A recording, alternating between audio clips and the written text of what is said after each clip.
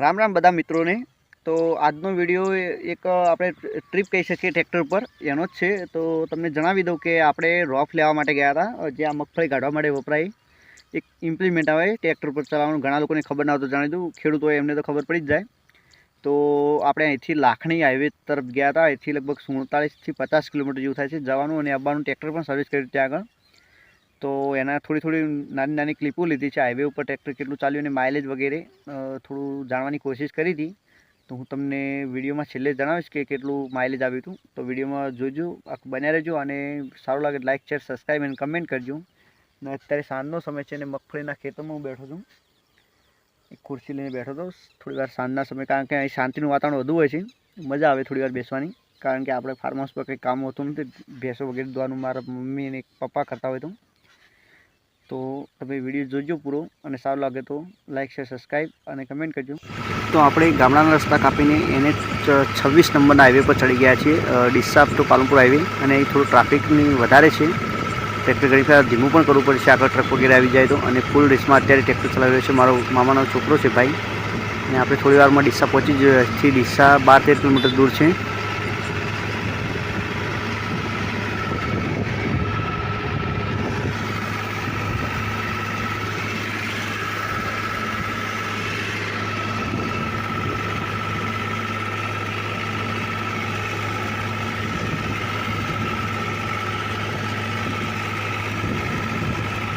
તો આપણે ફાઇનલી ડીસાના ઊંચા પુલ પર આવી ગયા છે। ડીસા ઉપર જે પુલ જાય છે, ટ્રાફિકની સમસ્યાનું સમાધાન કરવા માટે આ પુલ બનાવેલ છે। આ 3.5 કિલોમીટર લાંબો પુલ છે અને 14-15ની સાલમાં ગુજરાતનો સૌથી લાંબો પુલ આ હતો। તે જોઈ શકો છો, બધી રેસિડેન્શિયલ બધું નીચે રહી ગયું છે અને આપણે ટ્રેક્ટર ઉપર ચલાવી રહ્યા છીએ। આ પુલો લગભગ 3.5 કિલોમીટર છે અને ડીસાના આ ખૂણેથી પેલા ખૂણે ઉતારેલ છે, જેનાથી ટ્રાફિક ના થાય।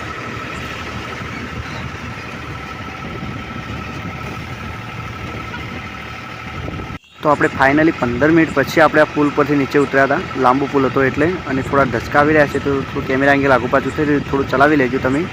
અને આપણે આ પુલ પૂરો કરીને ડાયરેક્ટ આ બનાસ નદીના પુલ પર આવી ગયા છે, જે ડીસાની બાજુમાં જ ચાલે છે, આવેલી છે। અને આ બનાસકાંઠા નામ આ નદી ઉપરથી જ પડ્યું છે અને બનાસની જીવનદોરી પણ કહી શકાય, કારણ કે આના ઉપર દાંતીવાડા ડેમ બાંધેલો છે, જેનાથી અડધા જિલ્લાને તો લગભગ પાણી મળી જ રહે છે આના કારણે, આ નદીના કારણે। તમે જોઈ શકો છો આખો પટ અને થોડા ખાડા ટેકરા આવી રહ્યા છે, તો થોડું કેમેરા એંગલ આગુ પાછું થઈ રહ્યું છે।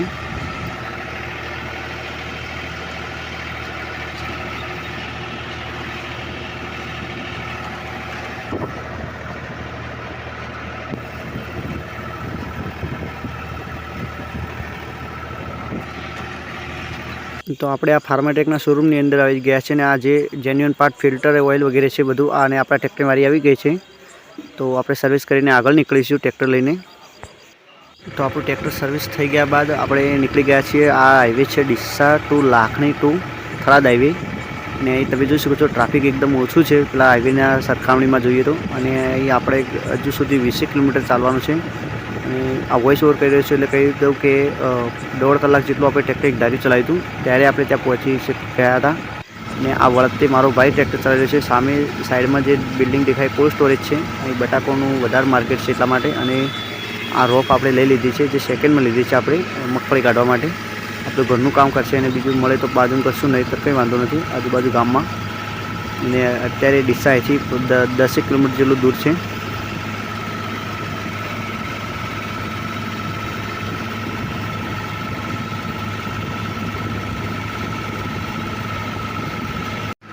તો ફરીથી આપણે વળતા ડીસામાં આવી ગયા છીએ, એન્ટર કરી ગયા છે ડીસા સિટીમાં। આ બનાસ નદીનો પુલ છે અને ત્યાંથી આપણે ડાયરેક્ટ ડીસામાં જતા રહીશું। અને આ તમે જોઈ શકો છો વચ્ચે જૂનો પુલ છે જે બંધ કરેલ છે, બંને બાજુ સરકારી નવા પુલ બનાવેલ છે।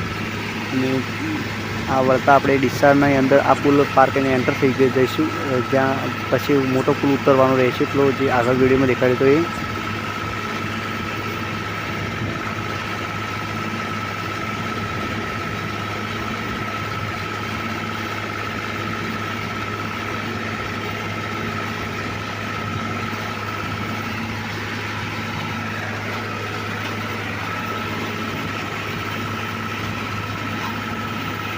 અને આપણે આ ઓઇલ વગેરે જે ડોલમાં છે એ પણ પાછા લીધા હતા। અને ત્યાંથી આપણે નીકળીને ઘરના રસ્તા તરફ આવ્યા અને ત્યાં અહીં વચ્ચે ટ્રેન આવે છે, ત્યાં ફાટક છે તે પણ આવી ગઈ હતી, તો થોડું આપણે રોકાવું પડ્યું. સવારે નીકળ્યા તો સાંજ પડી ગઈ હતી અને એવરેજ વગેરેનું બધું માહિતી તમને પાછળ આપેલી છે છેલ્લી ક્લિપમાં, તે તમે જોઈ લેજો. અને હું આશા કરું છું કે તમને આ વિડીયો થોડો સારો લાગ્યો હોય.